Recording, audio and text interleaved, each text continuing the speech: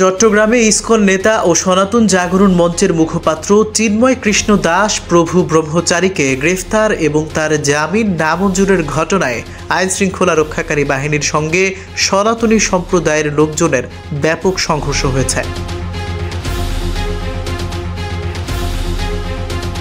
সনাতনী সমাজ চট্টগ্রাম আদালত ভবনে চিন্ময় প্রভুকে বহনকারী প্রিজন ভ্যান 2 ঘন্টারও বেশি সময় আটকে রেখে বিক্ষোভ করতে থাকে।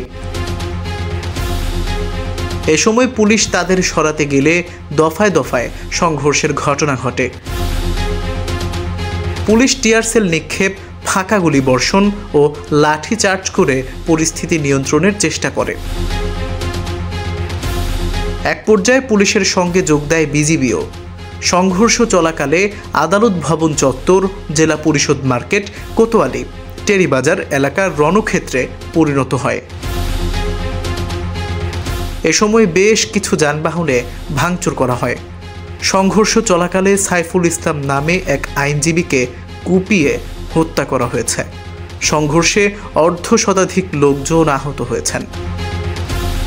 তাদের মধ্যে 19 জনকে চট্টগ্রাম জেনারেল হাসপাতালে এবং 8 জনকে চমেক হাসপাতালে চিকিৎসা দেওয়া হয়।